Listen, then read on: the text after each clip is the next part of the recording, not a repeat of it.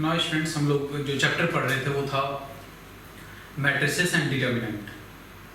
कई सारे पार्ट्स आप इससे पहले देख चुके होंगे मैट्रिसेस एंड डिटर्मिनेंट का। ये मैट्रिसेस डिटर्मिनेंट का लास्ट लेक्चर है हमारा, जिसमें हम लोग पढ़ेंगे एलिमेंट्री ऑपरेशन ऑन मैट्रिसेस या फिर एलिमेंट्री ऑपरेशन और transformation on matrices.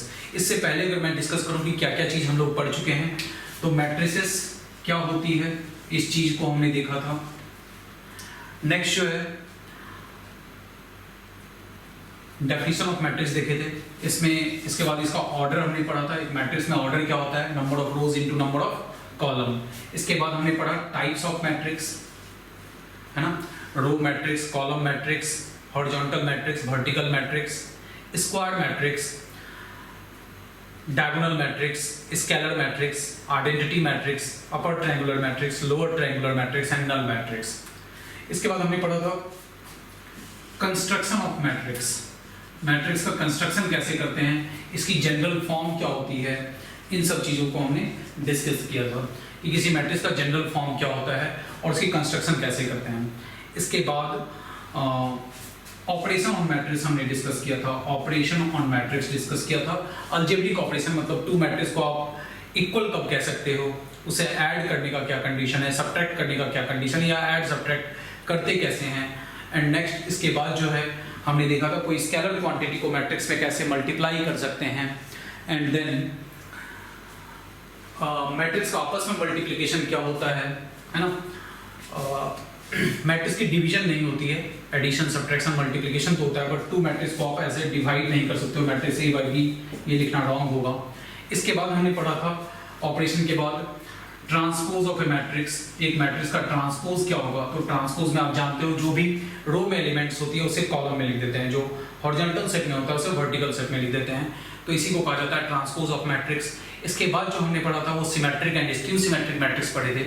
Symmetric matrix क्या होता है, तो किसी भी मैट्रिक्स का अगर आप ट्रांसपोज करो और वो मैट्रिक्स दोबारा से वही आ जाए तो उसको सिमेट्रिक, और अगर ट्रांसपोज किए माइनस ऑफ ए के इक्वल आ गया तो उसे क्या कहेंगे, स्क्यू सिमेट्रिक मैट्रिक्स कहेंगे, है ना। इसके बाद था एक थ्योरी पार्ट थी, any square matrix can be expressed as sum of symmetric and skew symmetric matrix. किसी भी स्क्वायर मैट्रिक्स को हम लोग सिमेट्रिक और स्क्यू सिमेट्रिक मैट्रिक्स के फॉर्म में एक्सप्रेस कर सकते हैं, जो इस तरह से एक्सप्रेस किया था हमने, A is equal to half A plus A transpose plus half A minus A transpose, है ना। जिसमें ये पार्ट सिमेट्रिक होती है और ये पार्ट क्या होता है, स्क्यू सिमेट्रिक। तो ये सारी चीजें हो चुकी थी। अब इसके आगे का जो टर्म है वो आगे लिखा हुआ है, इसको हम लोग पढ़ेंगे। सो आज का जो अपना टॉपिक है वो यहां से शुरू होता है। इसमें है क्या, तो लिखा हुआ है एलिमेंट्री ऑपरेशन और ट्रांसफॉर्मेशन। एलिमेंट्री ऑपरेशन और ट्रांसफॉर्मेशन ऑन मैट्रिसेस। किसी मैट्रिक्स पे एलिमेंट्री ऑपरेशन और ट्रांसफॉर्मेशन क्या होती है। So, three type of applications on matrix is called elementary operation. किसी भी मैट्रिक्स में three special type of application करना, three types of working rule करना, कैलकुलेशन करना, that is called elementary operation. अब ये क्या है, वी कैन, वो थ्री एप्लीकेशंस क्या है वो देखते हैं। We can interchange any two rows और कॉलम्स। किसी भी मैट्रिक्स में दो रो को आप आपस में इंटरचेंज कर सकते हो या टू कॉलम को इंटरचेंज कर सकते हो। अगर टू रो को आप इंटरचेंज करोगे तो उसे कहेंगे हम लोग रो ऑपरेशन। टू कॉलम्स को आप इंटरचेंज करते हो कि C2 कॉलम के प्लेस पे C3 का एलिमेंट्स लिख दिया और C3 के प्लेस पे C2 को लिख दिया, तो उसे कहेंगे कॉलम ऑपरेशन या कॉलम ट्रांसफॉर्मेशन। यानी कॉलम पे अप्लाई करेंगे तो कॉलम ऑपरेशन ट्रांसफॉर्मेशन, रो पे अप्लाई करेंगे तो रो ट्रांसफॉर्मेशन ऑपरेशन। बहुत ही सिंपल है। जैसे कि एग्जांपल छोटा सा लेते हैं, एक 2x2 ऑर्डर का मैट्रिक्स है जो है 1 2 3 4। मैंने R1 और R2 को इंटरचेंज किया, R1 के प्लेस पे R2, R2 के प्लेस पे R1 लिखना है, तो R2 चला गया R1 के प्लेस पे, R1 आ गया R2 के प्लेस पे, तो एक रो ऑपरेशन हो गई। सेकंड स्टूडेंट्स क्या है इसमें, तो सेकंड है, पहला ऑपरेशन है आप किसी भी दो रो या कॉलम को आपस में इंटरचेंज कर सकते हो, है ना। Next, we can multiply, we can multiply a row or column by a non-zero real number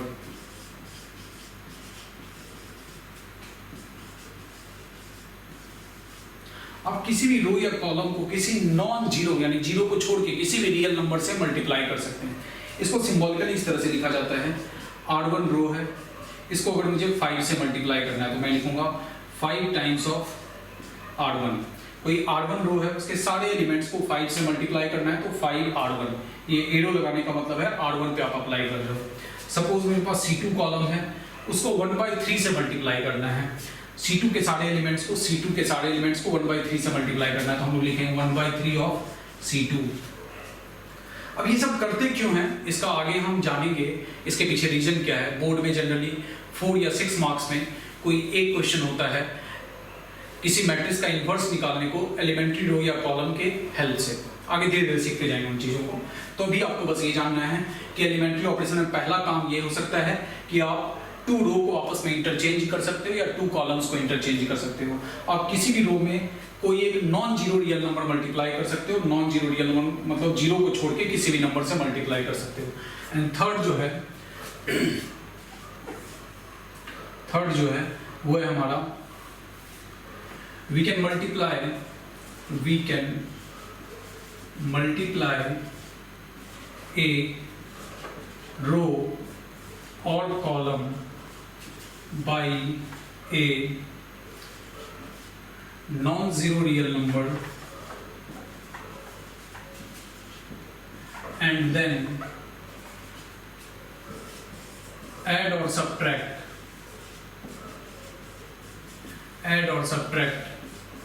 to another row or column। ये काफी इंपॉर्टेंट प्रॉपर्टी है स्टूडेंट। क्या कहा जा रहा है, सेम यही वाला स्टेटमेंट है कुछ टर्म तक। तो किसी भी एक रो में we can multiply a row और column by a non zero real number and then add और सब्ट्रैक्ट टू अनदर रो और कॉलम। सपोज मेरे पास R1 रो है, मैं R1 रो के एलिमेंट को इंटरचेंज करना चाहता हूं और ऐसे इंटरचेंज करना चाहता हूं R1 plus 3 times of R2, यानी R2 के एलिमेंट को 3 से मल्टीप्लाई करना है और जो रिजल्ट आएगी उसको R1 में ऐड करना है। चेंज कौन होगा, R1। आप सब्ट्रैक्ट भी कर सकते हो, आपका मन जैसा रिक्वायरमेंट होगा वैसा करेंगे। आगे एग्जांपल जब मैं बताऊंगा तो बहुत ही क्लियर हो जाएगा। जैसे सपोज कभी C2 कॉलम है, इस पे अप्लाई करना है C2 माइनस 1/5 ऑफ C3, यानी C3 के एलिमेंट को 1/5 से मल्टीप्लाई किए और C2 के साथ सब्ट्रैक्ट कर दिया या फिर ऐड कर दिया। जैसा जब जैसा रिक्वायरमेंट होगा वैसा काम करेंगे। तो इस 3 टाइप के एप्लीकेशन को हम लोग कहते हैं एलिमेंट्री ऑपरेशन और ट्रांसफॉर्मेशन। अब किसी भी मैट्रिक्स में ये ऑपरेशन, इस तरह के ऑपरेशंस को अप्लाई करने के बाद एक नया मैट्रिक्स बनता है। इस नए मैट्रिक्स को कहते हैं हम लोग इक्विवेलेंट मैट्रिक्स। इस मैट्रिक्स का ये क्या है, इक्विवेलेंट मैट्रिक्स। तो मेन चीज मैं यहाँ पे समझाना चाह रहा था आपको, एलिमेंट्री ऑपरेशन और ट्रांसफॉर्मेशन होता क्या है। तो 3 तरह का एप्लीकेशन किसी भी मैट्रिक्स पे करना, ये एलिमेंट्री ऑपरेशन और ट्रांसफॉर्मेशन कहलाती है। वो 3 बहुत ही सिंपल एप्लीकेशन क्या है, किसी दो रो को आपस में इंटरचेंज कर सकते हो आप, या 2 कॉलम को इंटरचेंज कर सकते हो आप। एक रो में कोई भी नंबर जाके मल्टीप्लाई कर सकते हो एक्सेप्ट 0, या कॉलम में भी अप्लाई कर सकते हो। जब कॉलम में करेंगे तो कॉलम ऑपरेशन, रो में किया तो row operation. We can multiply row और column by non zero real number.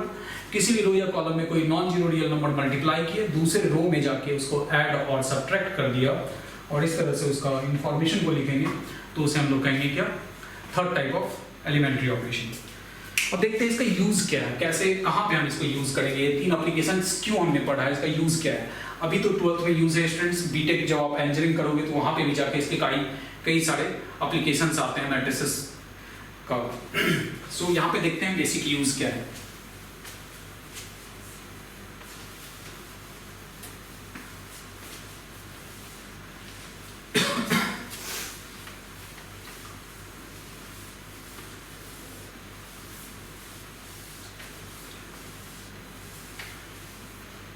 Inverse of any square matrix, inverse of any square matrix aij of order n by n is denoted by a पे power -1। किसी matrix के inverse को inverse of any square matrix aij of order n by n को denote करते हैं हम लोग a पे पावर -1 से। इसको रीड करेंगे इन्वर्स ऑफ मैट्रिक्स a। ये किसी मैट्रिक्स का इन्वर्स फाइंड करने के लिए इसको हमें फाइंड करना है a इन्वर्स को, find by using elementary row transformation. Elementary row transformation के हेल्प से किसी मैट्रिक्स का हमें इन्वर्स फाइंड करना है। एक मैट्रिक्स का इन्वर्स फाइंड करने का 2-3 मेथड्स होता है ना। आगे आगे सारे मेथड्स को हम लोग 1 by 1 जानेंगे। एडजॉइंट के हेल्प से करते हैं, मैट्रिक्स इक्वेशन के हेल्प से करते हैं, बट अभी हमें मैट्रिक्स का इन्वर्स फाइंड करना है किसके हेल्प से? एलिमेंट्री रो ट्रांसफॉर्मेशन या एलिमेंट्री कॉलम ट्रांसफॉर्मेशन के हेल्प से। तो पहले हम लोग देखते हैं एलिमेंट्री रो ट्रांसफॉर्मेशन क्या है, कैसे करना होता है स्टूडेंट्स। देखते हैं इसे। सपोज करते हैं लेट ए कोई मैट्रिक्स दिया हुआ है जिसका हमें इन्वर्स निकालना है by using elementary row transformation. तो आपको लिखना क्या है? Let A equals to I into A. कोई भी मैट्रिक्स ए है उसको आप आई इंटू ए भी लिख सकते हो, यानी किसी मैट्रिक्स को अगर आई से मल्टीप्लाई करेंगे तो उस मैट्रिक्स में कोई चेंजेस नहीं होता है। Any matrix into identity matrix will remain the same matrix.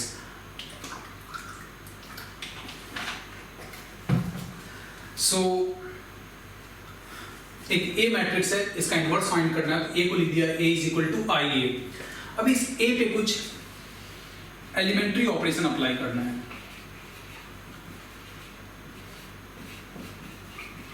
Elementary operation apply करना है, ऐसे अप्लाई करना है कि इस ए को किस में कन्वर्ट कर देना है? आई में।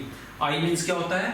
Identity matrix. कैसा होता है आइडेंटिटी मैट्रिक्स? अगर 2x2 की बात करें तो 1 0 0 1, 3x3 ऑर्डर की बात करें तो होगा 1 0 0 0 1 0 0 0 1। तो किसी भी एक ए मैट्रिक्स है उसमें एलिमेंट्री ऑपरेशन अप्लाई करना है। एलिमेंट्री ऑपरेशन मतलब 3 टाइप का एप्लीकेशन करना है, इंटरचेंज या मल्टीप्लाई करके ऐड। ये तीनों में से कोई भी चीज अप्लाई करते हुए हमें ए को किस में कन्वर्ट कर देना है? आई में। और एट द सेम टाइम जो जो अप्लाई आप इस पे करते हो सेम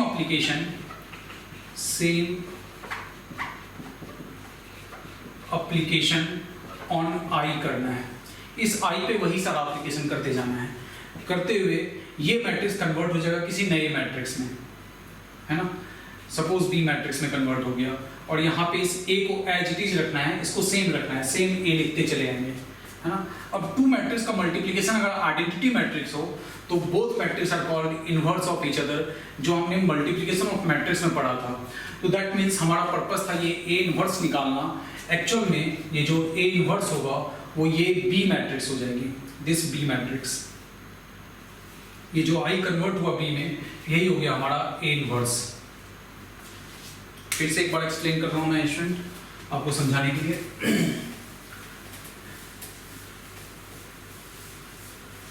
आई होप सबको समझ में आ गया होगा।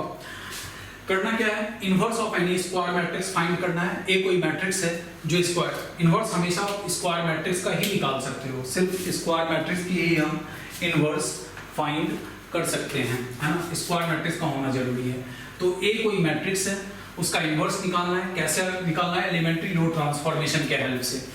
तो वो हमेशा आपको लिखना है ए इज इक्वल टू आई ए, ये सेंटेंस लिखना है।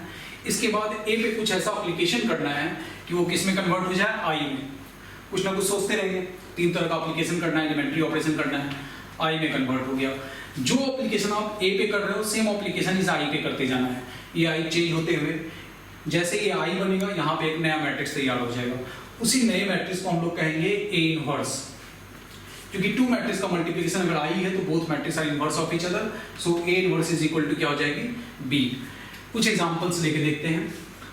जैसे सपोज एक एग्जांपल लेते हैं।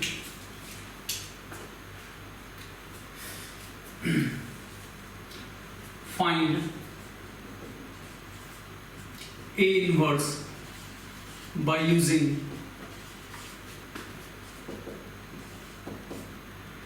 elementary row transformation where a equals to 1 3 2 5। ठीक है स्टूडेंट, क्वेश्चन एक है, एक मैट्रिक्स है A, इसका इन्वर्स निकालना है हमें by using elementary row transformation. So solution देखते हैं।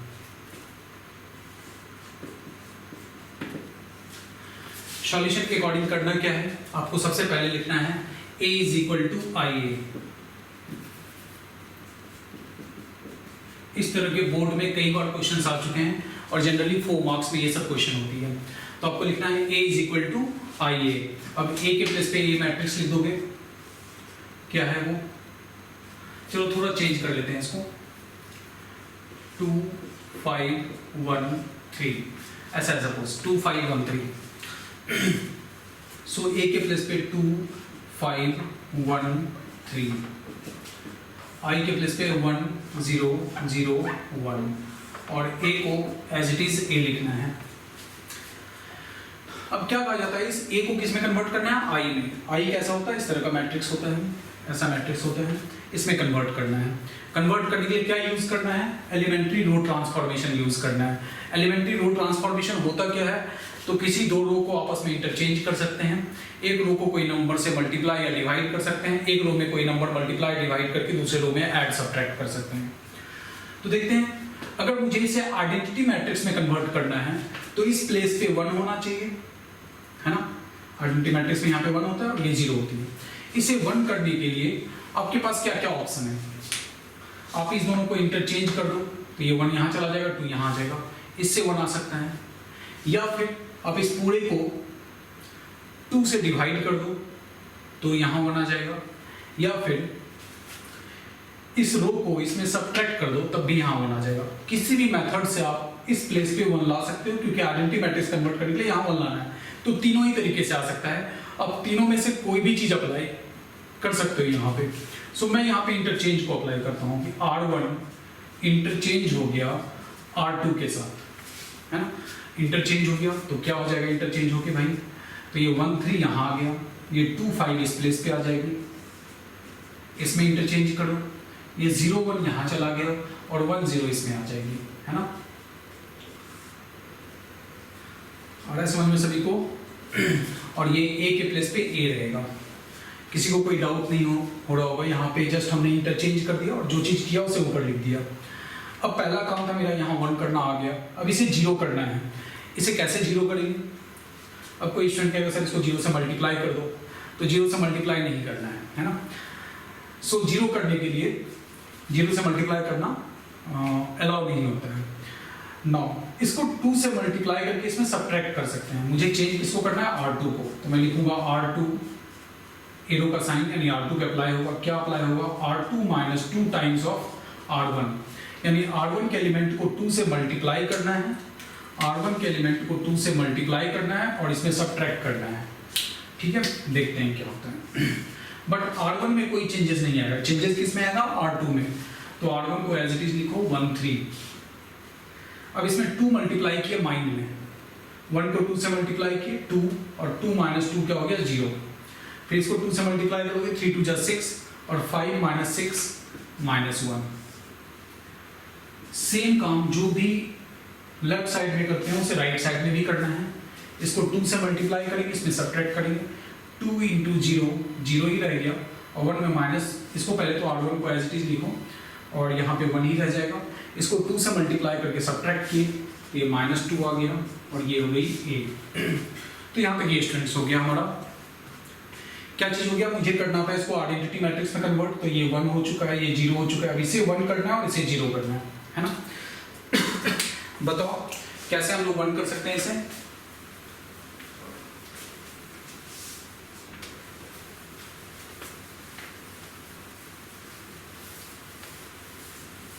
बताओ कैसे 1 होगा।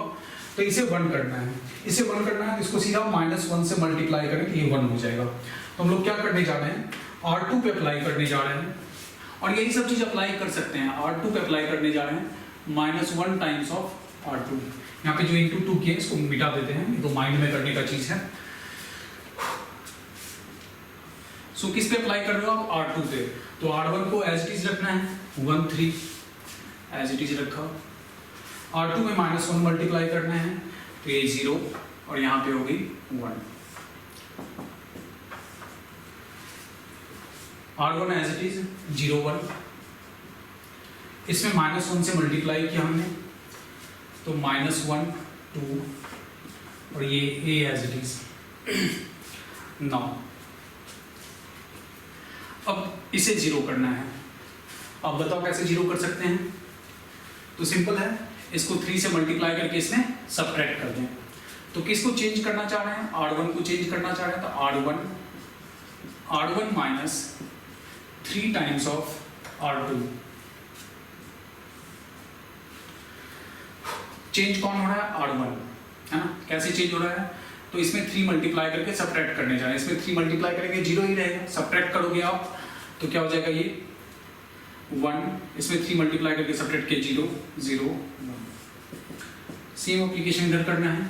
इसमें 3 मल्टीप्लाई करके सब्ट्रैक्ट करोगे 3, इसमें 3 मल्टीप्लाई करके सब्ट्रैक्ट करोगे -5, ये -1 2 और ये रह गया A। अब जैसे ही इस दोनों का मल्टीप्लिकेशन मिला क्या आ गया? I। तो जो मैट्रिक्स यहाँ पे I है, जो हमारा ये B वाला पार्ट है, यही इनवर्स ऑफ मैट्रिक्स है। तो A इनवर्स क्या हो गया? हमें इस मैट्रिक्स का इनवर्स निकालना था, तो इनवर्स हो गया हमारा 3 -5 -1 2। This one is the inverse of matrix. ठीक है क्वेश्चन? सो इस तरह से हमने एक मैट्रिक्स का इनवर्स निकाला। ये बोर्ड में 4 मार्क्स के क्वेश्चन होते हैं जनरली। सो बोर्ड के लिए इंपॉर्टेंट क्वेश्चन है। किसी भी एक मैट्रिक्स का हमें एलिमेंट्री रो, और एक चीज ध्यान देना, रो से स्टार्ट की तो हर जगह रो ही अप्लाई किया हमने, कहीं कॉलम अप्लाई नहीं किया। अगर कॉलम से स्टार्ट करेंगे तो पूरे में कॉलम अप्लाई करेंगे, है ना? तो टारगेट क्या था? इस ए को आइडेंटिटी मैट्रिक्स में कन्वर्ट करो। तो ये जो आइडेंटिटी मैट्रिक्स है वो कन्वर्ट होकर जो भी आएगा वही उसका इनवर्स होगा। तो इजीली हम लोग 4 मार्क्स इसमें गेन कर सकते हैं। इसका एक ऑब्जेक्टिव मेथड भी मैं बता देता हूँ। बेसिकली ऑब्जेक्टिव नहीं है, आगे जाके हम सीखेंगे इस चीज को।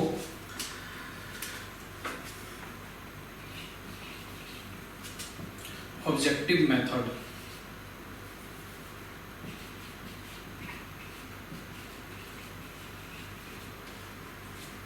सपोज स्टूडेंट्स एक ए मैट्रिक्स है, वो है हमारे पास A B C D। इसका A इनवर्स होगा 1 अपॉन इस दोनों का मल्टीप्लिकेशन AD माइनस इस दोनों का मल्टीप्लिकेशन BC। और क्या करना है? डायरेक्ट मैं लिख रहा हूं, ये एग्जाम में डायरेक्ट आप यूज नहीं कर सकते, बट अपने आंसर को चेक कर सकते हो। दूसरा, इस दोनों को इंटरचेंज करना है BA, और इस दोनों की साइन चेंज करनी है -B -C। ये 1 स्टेप में हमने इसका इनवर्स फाइंड कर दिया।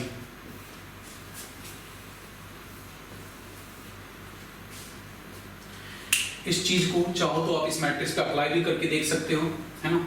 ये जो भी मैट्रिक्स है, अगर मैं इस पे डायरेक्ट अप्लाई करूं यहाँ पे,